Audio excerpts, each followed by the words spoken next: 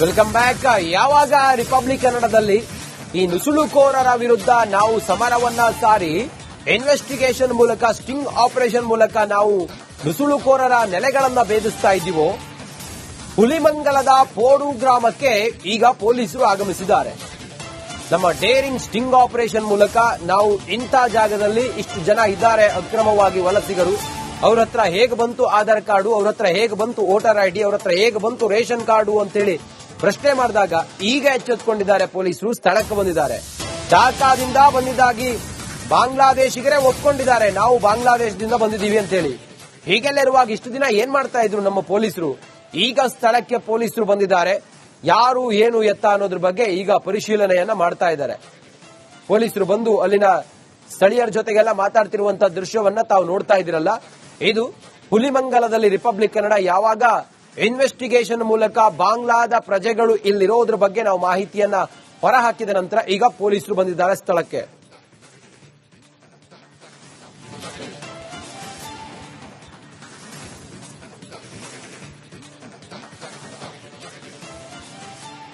ಹಾಗೆ ನಮ್ಮ ಜೊತೆಲಿ ಈಗ ವೀರೇಶ್ ನೇರ ಸಂಪರ್ಕದಲ್ಲಿದ್ದಾರೆ. ವೀರೇಶ್ ಅವರು ಸುಮಾರು ತಿಂಗಳುಗಳಿಂದ ಅಲ್ಲೇ ಇದ್ರು, ಮನೆ ಕಟ್ಕೊಂಡಿದ್ರು, ರೇಷನ್ ಕಾರ್ಡ್ ಆಗಿತ್ತು, ಆಧಾರ್ ಕಾರ್ಡ್ ಆಗಿತ್ತು, ವೋಟರ್ ಐಡಿ ಆಗಿತ್ತು. ಇಷ್ಟು ದಿನ ಏನ್ ಮಾಡ್ತಾ ಇದ್ರಪ್ಪ ಪೊಲೀಸರು? ಅವರಿಗಲ್ಲಿ ಬಾಂಗ್ಲಾದೇಶಿಗರು ಇರೋ ಬಗ್ಗೆ ಮಾಹಿತಿ ಇರ್ಲಿಲ್ವಾ? ರಿಪಬ್ಲಿಕ್ ಕನ್ನಡವೇ ಬರ್ಬೇಕಾಯ್ತಾ ವೀರೇಶ್?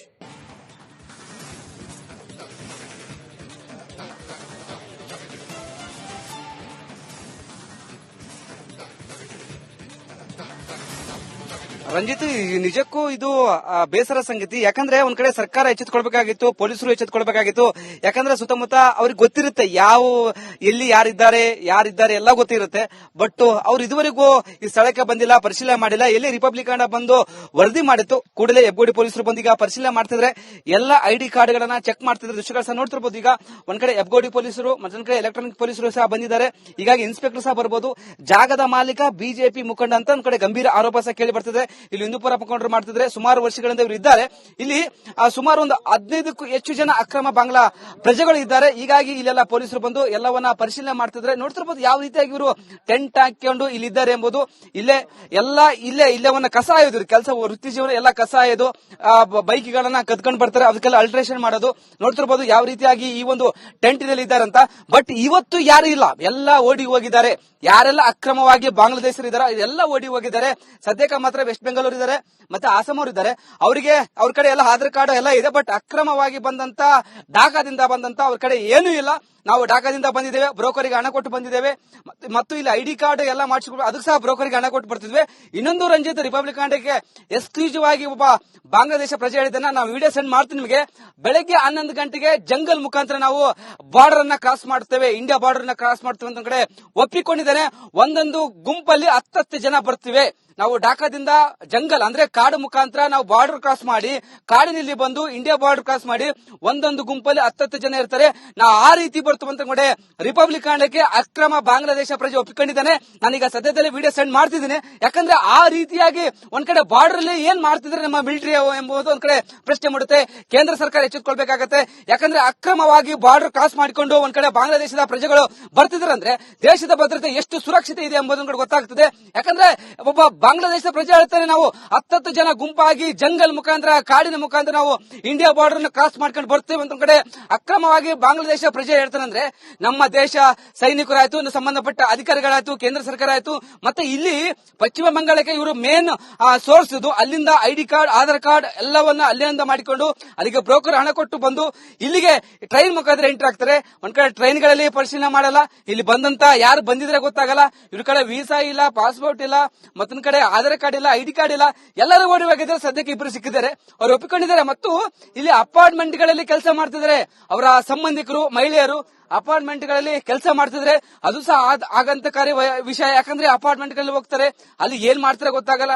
ಒಂದ್ ಕಡೆ ಚಿಂದಿ ಆಯ್ತಾರೆ, ಒಂದ್ ಕಡೆ ಗ್ಯಾಸ್ ರೀಫಿಲಿಂಗ್ ಮಾಡ್ತಾರೆ, ಮನೆಗಳಿಗೆ ಎಲ್ಲರೂ ಗ್ಯಾಸ್ ತೆಗೆದುಕೊಳ್ತಾರೆ ಬ್ಲಾಕ್ ಅಲ್ಲಿ. ಕೆಲವೊಬ್ರು ಅಲ್ಲಿ ಏನಾದ್ರೂ ಬಾಂಬ್ ಬ್ಲಾಸ್ಟ್ ಆಯ್ತು ಅಂದ್ರೆ ಯಾರು ಹೊಣೆ?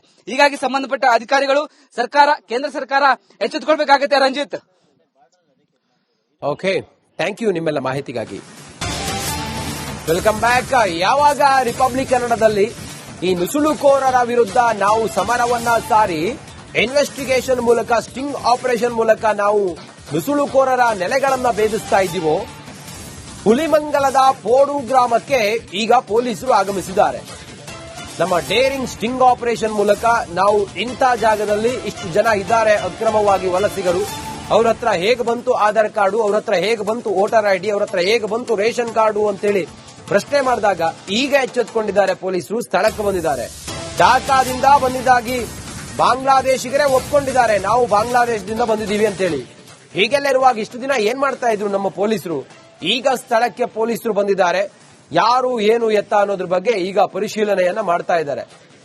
ಪೊಲೀಸರು ಬಂದು ಅಲ್ಲಿನ ಸ್ಥಳೀಯರ ಜೊತೆಗೆಲ್ಲ ಮಾತಾಡ್ತಿರುವಂತಹ ದೃಶ್ಯವನ್ನ ತಾವು ನೋಡ್ತಾ ಇದ್ದೀರಲ್ಲ, ಇದು ಹುಲಿಮಂಗಲದಲ್ಲಿ ರಿಪಬ್ಲಿಕ್ ಕನ್ನಡ ಯಾವಾಗ ಇನ್ವೆಸ್ಟಿಗೇಷನ್ ಮೂಲಕ ಬಾಂಗ್ಲಾದ ಪ್ರಜೆಗಳು ಇಲ್ಲಿರೋದ್ರ ಬಗ್ಗೆ ನಾವು ಮಾಹಿತಿಯನ್ನ ಹೊರಹಾಕಿದ ನಂತರ ಈಗ ಪೊಲೀಸರು ಬಂದಿದ್ದಾರೆ ಸ್ಥಳಕ್ಕೆ.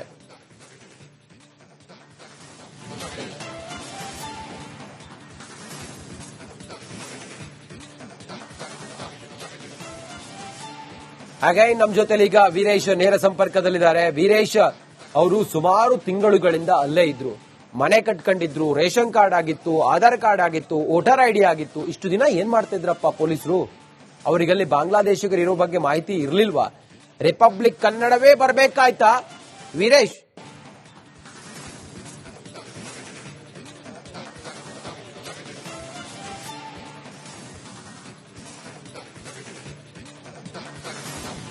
ರಂಜಿತ್, ನಿಜಕ್ಕೂ ಇದು ಬೇಸರ ಸಂಗತಿ. ಯಾಕಂದ್ರೆ ಒಂದ್ ಕಡೆ ಸರ್ಕಾರ ಎಚ್ಚೆತ್ಕೊಳ್ಬೇಕಾಗಿತ್ತು, ಪೊಲೀಸರು ಎಚ್ಚೆತ್ಕೊಳ್ಬೇಕಾಗಿತ್ತು. ಯಾಕಂದ್ರೆ ಸುತ್ತಮುತ್ತ ಅವ್ರಿಗೆ ಗೊತ್ತಿರುತ್ತೆ ಯಾವ ಎಲ್ಲಿ ಯಾರಿದ್ದಾರೆ ಎಲ್ಲ ಗೊತ್ತಿರುತ್ತೆ. ಬಟ್ ಅವ್ರು ಇದುವರೆಗೂ ಈ ಸ್ಥಳಕ್ಕೆ ಬಂದಿಲ್ಲ, ಪರಿಶೀಲನೆ ಮಾಡಿಲ್ಲ. ಎಲ್ಲಿ ರಿಪಬ್ಲಿಕ್ ಕನ್ನಡ ಬಂದು ವರದಿ ಮಾಡಿತ್ತು, ಕೂಡಲೇ ಹೆಬ್ಬಗೋಡಿ ಪೊಲೀಸರು ಬಂದು ಈಗ ಪರಿಶೀಲನೆ ಮಾಡ್ತಿದ್ರೆ ಎಲ್ಲ ಐಡಿ ಕಾರ್ಡ್ ಗಳನ್ನ ಚೆಕ್ ಮಾಡ್ತಿದ್ರೆ ದೃಶ್ಯಗಳು ಸಹ ನೋಡ್ತಿರ್ಬೋದು. ಈಗ ಒಂದ್ ಕಡೆ ಹೆಬ್ಬಗೋಡಿ ಪೊಲೀಸರು, ಮತ್ತೊಂದ್ ಕಡೆ ಎಲೆಕ್ಟ್ರಾನಿಕ್ ಪೊಲೀಸರು ಸಹ ಬಂದಿದ್ದಾರೆ. ಹೀಗಾಗಿ ಇನ್ಸ್ಪೆಕ್ಟರ್ ಸಹ ಬರ್ಬೋದು. ಜಾಗದ ಮಾಲೀಕ ಬಿಜೆಪಿ ಮುಖಂಡ ಅಂತ ಒಂದ್ ಕಡೆ ಗಂಭೀರ ಆರೋಪ ಸಹ ಕೇಳಿ ಬರ್ತಿದೆ. ಇಲ್ಲಿ ಹಿಂದೂಪುರ ಮುಖಂಡರು ಮಾಡ್ತಿದ್ರೆ ಸುಮಾರು ವರ್ಷಗಳಿಂದ ಇವರು ಇದ್ದಾರೆ. ಇಲ್ಲಿ ಸುಮಾರು ಒಂದು 15ಕ್ಕೂ ಹೆಚ್ಚು ಜನ ಅಕ್ರಮ ಬಾಂಗ್ಲಾ ಪ್ರಜೆಗಳು ಇದ್ದಾರೆ. ಹೀಗಾಗಿ ಇಲ್ಲೆಲ್ಲ ಪೊಲೀಸರು ಬಂದು ಎಲ್ಲವನ್ನ ಪರಿಶೀಲನೆ ಮಾಡ್ತಿದ್ರೆ ನೋಡ್ತಿರ್ಬೋದು ಯಾವ ರೀತಿಯಾಗಿ ಇವರು ಟೆಂಟ್ ಹಾಕೊಂಡು ಇಲ್ಲಿದ್ದಾರೆ ಎಂಬುದು. ಇಲ್ಲೇವನ್ನ ಕಸ ಆಯೋದು, ಕೆಲಸ ವೃತ್ತಿ ಜೀವನ ಎಲ್ಲ ಕಸ ಆಯೋದು, ಬೈಕ್ ಗಳನ್ನ ಕದ್ಕೊಂಡು ಬರ್ತಾರೆ, ಅದಕ್ಕೆಲ್ಲ ಅಲ್ಟ್ರೇಷನ್ ಮಾಡೋದು. ನೋಡ್ತಿರ್ಬೋದು ಯಾವ ರೀತಿಯಾಗಿ ಈ ಒಂದು ಟೆಂಟಿನಲ್ಲಿ ಇದ್ದಾರೆ ಅಂತ. ಬಟ್ ಇವತ್ತು ಯಾರು ಇಲ್ಲ, ಎಲ್ಲ ಓಡಿ ಹೋಗಿದ್ದಾರೆ. ಯಾರೆಲ್ಲ ಅಕ್ರಮವಾಗಿ ಬಾಂಗ್ಲಾದೇಶರು ಇದ್ದಾರೆ ಎಲ್ಲ ಓಡಿ ಹೋಗಿದ್ದಾರೆ. ಸದ್ಯಕ್ಕೆ ಮಾತ್ರ ವೆಸ್ಟ್ ಬೆಂಗಾಲ್ ಇದ್ದಾರೆ, ಮತ್ತೆ ಆಸಾಮ್ ಅವರು ಇದ್ದಾರೆ. ಅವರಿಗೆ ಅವ್ರ ಕಡೆ ಎಲ್ಲ ಆಧಾರ್ ಕಾರ್ಡ್ ಎಲ್ಲ ಇದೆ. ಬಟ್ ಅಕ್ರಮವಾಗಿ ಬಂದಂತ ಢಾಕಾದಿಂದ ಬಂದಂತ ಅವ್ರ ಕಡೆ ಏನೂ ಇಲ್ಲ. ನಾವು ಢಾಕಾದಿಂದ ಬಂದಿದ್ದೇವೆ, ಬ್ರೋಕರಿಗೆ ಹಣ ಕೊಟ್ಟು ಬಂದಿದ್ದೇವೆ, ಮತ್ತು ಇಲ್ಲಿ ಐಡಿ ಕಾರ್ಡ್ ಎಲ್ಲ ಮಾಡಿಸ್ಕೊಂಡು ಅದಕ್ಕೆ ಸಹ ಬ್ರೋಕರಿಗೆ ಹಣ ಕೊಟ್ಟು ಬರ್ತಿದ್ವಿ. ಇನ್ನೊಂದು ರಂಜಿತ್, ರಿಪಬ್ಲಿಕ್ ಕನ್ನಡಕ್ಕೆ ಎಕ್ಸ್ಕ್ಲೂಸಿವ್ ಆಗಿ ಒಬ್ಬ ಬಾಂಗ್ಲಾದೇಶ ಪ್ರಜೆ ಹೇಳಿದ್ದನ್ನ ನಾವು ವಿಡಿಯೋ ಸೆಂಡ್ ಮಾಡ್ತೀನಿ ನಿಮಗೆ. ಬೆಳಗ್ಗೆ 11 ಗಂಟೆಗೆ ಜಂಗಲ್ ಮುಖಾಂತರ ನಾವು ಬಾರ್ಡರ್ ಅನ್ನ ಕ್ರಾಸ್ ಮಾಡ್ತೇವೆ, ಇಂಡಿಯಾ ಬಾರ್ಡರ್ ನ ಕ್ರಾಸ್ ಮಾಡ್ತೇವೆ ಅಂತ ಕಡೆ ಒಪ್ಪಿಕೊಂಡಿದ್ದೇನೆ. ಒಂದೊಂದು ಗುಂಪಲ್ಲಿ 10 ಜನ ಬರ್ತಿವೆ. ನಾವು ಢಾಕಾದಿಂದ ಜಂಗಲ್ ಅಂದ್ರೆ ಕಾಡು ಮುಖಾಂತರ ನಾವು ಬಾರ್ಡರ್ ಕ್ರಾಸ್ ಮಾಡಿ ಕಾಡಿನಲ್ಲಿ ಬಂದು ಇಂಡಿಯಾ ಬಾರ್ಡರ್ ಕ್ರಾಸ್ ಮಾಡಿ ಒಂದೊಂದು ಗುಂಪಲ್ಲಿ 10 ಜನ ಇರ್ತಾರೆ. ನಾ ಆ ರೀತಿ ಬರ್ತೀವಿ ಅಂತ ಕಡೆ ರಿಪಬ್ಲಿಕ್ ಕನ್ನಡಕ್ಕೆ ಅಕ್ರಮ ಬಾಂಗ್ಲಾದೇಶ ಪ್ರಜೆ ಒಪ್ಪಿಕೊಂಡಿದ್ದಾನೆ. ನಾನೀಗ ಸದ್ಯದಲ್ಲೇ ವಿಡಿಯೋ ಸೆಂಡ್ ಮಾಡ್ತಿದ್ದೀನಿ. ಯಾಕಂದ್ರೆ ಆ ರೀತಿಯಾಗಿ ಒಂದ್ ಕಡೆ ಬಾರ್ಡರ್ ಅಲ್ಲಿ ಏನ್ ಮಾಡ್ತಿದ್ರೆ ನಮ್ಮ ಮಿಲಿಟರಿ ಎಂಬುದು ಒಂದ್ ಕಡೆ ಪ್ರಶ್ನೆ ಮಾಡುತ್ತೆ. ಕೇಂದ್ರ ಸರ್ಕಾರ ಎಚ್ಚೆತ್ತುಕೊಳ್ಬೇಕಾಗತ್ತೆ. ಯಾಕಂದ್ರೆ ಅಕ್ರಮವಾಗಿ ಬಾರ್ಡರ್ ಕ್ರಾಸ್ ಮಾಡಿಕೊಂಡು ಒಂದ್ ಕಡೆ ಬಾಂಗ್ಲಾದೇಶದ ಪ್ರಜೆಗಳು ಬರ್ತಿದ್ರೆ ಅಂದ್ರೆ ದೇಶದ ಭದ್ರತೆ ಎಷ್ಟು ಸುರಕ್ಷಿತ ಇದೆ ಎಂಬುದನ್ನು ಗೊತ್ತಾಗ್ತದೆ. ಯಾಕಂದ್ರೆ ಒಬ್ಬ ಬಾಂಗ್ಲಾದೇಶ ಪ್ರಜೆ ಹೇಳ್ತಾರೆ, ನಾವು 10 ಜನ ಗುಂಪಾಗಿ ಜಂಗಲ್ ಮುಖಾಂತರ ಕಾಡಿನ ಮುಖಾಂತರ ನಾವು ಇಂಡಿಯಾ ಬಾರ್ಡರ್ ನ ಕ್ರಾಸ್ ಮಾಡ್ಕೊಂಡು ಬರ್ತೇವೆ ಅಂತ ಕಡೆ ಅಕ್ರಮವಾಗಿ ಬಾಂಗ್ಲಾದೇಶ ಪ್ರಜೆ ಹೇಳ್ತಾರೆ. ಅಂದ್ರೆ ನಮ್ಮ ದೇಶ ಸೈನಿಕರಾಯ್ತು, ಸಂಬಂಧಪಟ್ಟ ಅಧಿಕಾರಿಗಳಾಯ್ತು, ಕೇಂದ್ರ ಸರ್ಕಾರ ಆಯ್ತು, ಮತ್ತೆ ಇಲ್ಲಿ ಪಶ್ಚಿಮ ಬಂಗಾಳಕ್ಕೆ ಇವರು ಮೇನ್ ಸೋರ್ಸ್ ಇದು. ಅಲ್ಲಿಂದ ಐಡಿ ಕಾರ್ಡ್, ಆಧಾರ್ ಕಾರ್ಡ್ ಎಲ್ಲವನ್ನ ಅಲ್ಲಿಂದ ಮಾಡಿಕೊಂಡು ಅಲ್ಲಿಗೆ ಬ್ರೋಕರ್ ಹಣ ಕೊಟ್ಟು ಬಂದು ಇಲ್ಲಿಗೆ ಟ್ರೈನ್ ಮುಖಾಂತರ ಎಂಟ್ರಿ ಆಗ್ತಾರೆ. ಒಂದ್ ಕಡೆ ಟ್ರೈನ್ ಗಳಲ್ಲಿ ಪರಿಶೀಲನೆ ಮಾಡಲ್ಲ, ಇಲ್ಲಿ ಬಂದಂತ ಯಾರು ಬಂದಿದ್ರೆ ಗೊತ್ತಾಗಲ್ಲ. ಇವ್ರ ಕಡೆ ವೀಸಾ ಇಲ್ಲ, ಪಾಸ್ಪೋರ್ಟ್ ಇಲ್ಲ, ಮತ್ತೊಂದ್ ಕಡೆ ಆಧಾರ್ ಕಾರ್ಡ್ ಇಲ್ಲ, ಐಡಿ ಕಾರ್ಡ್ ಇಲ್ಲ. ಎಲ್ಲರೂ ಓಡಿ ಹೋಗಿದ್ದಾರೆ. ಸದ್ಯಕ್ಕೆ ಇಬ್ಬರು ಸಿಕ್ಕಿದ್ದಾರೆ, ಅವ್ರು ಒಪ್ಪಿಕೊಂಡಿದ್ದಾರೆ. ಮತ್ತು ಇಲ್ಲಿ ಅಪಾರ್ಟ್ಮೆಂಟ್ ಗಳಲ್ಲಿ ಕೆಲಸ ಮಾಡ್ತಿದ್ದಾರೆ ಅವರ ಸಂಬಂಧಿಕರು, ಮಹಿಳೆಯರು ಅಪಾರ್ಟ್ಮೆಂಟ್ ಗಳಲ್ಲಿ ಕೆಲಸ ಮಾಡ್ತಿದ್ರೆ. ಅದು ಸಹ ಆಗಂತಕಾರಿ ವಿಷಯ. ಯಾಕಂದ್ರೆ ಅಪಾರ್ಟ್ಮೆಂಟ್ ಗಳಲ್ಲಿ ಹೋಗ್ತಾರೆ, ಅಲ್ಲಿ ಏನ್ ಮಾಡ್ತಾರೆ ಗೊತ್ತಾಗಲ್ಲ. ಒಂದ್ ಕಡೆ ಚಿಂದಿ ಆಯ್ತಾರೆ, ಒಂದ್ ಕಡೆ ಗ್ಯಾಸ್ ರೀಫಿಲಿಂಗ್ ಮಾಡ್ತಾರೆ, ಮನೆಗಳಿಗೆ ಎಲ್ಲರೂ ಗ್ಯಾಸ್ ತೆಗೆದುಕೊಳ್ತಾರೆ ಬ್ಲಾಕ್ ಅಲ್ಲಿ. ಕೆಲವೊಬ್ರು ಅಲ್ಲಿ ಏನಾದ್ರು ಬಾಂಬ್ ಬ್ಲಾಸ್ಟ್ ಆಯ್ತು ಅಂದ್ರೆ ಯಾರು ಹೊಣೆ? ಹೀಗಾಗಿ ಸಂಬಂಧಪಟ್ಟ ಅಧಿಕಾರಿಗಳು, ಸರ್ಕಾರ, ಕೇಂದ್ರ ಸರ್ಕಾರ ಎಚ್ಚೆತ್ತುಕೊಳ್ಬೇಕಾಗುತ್ತೆ ರಂಜಿತ್. ಓಕೆ, ಥ್ಯಾಂಕ್ ಯು ನಿಮ್ಮೆಲ್ಲ ಮಾಹಿತಿಗಾಗಿ.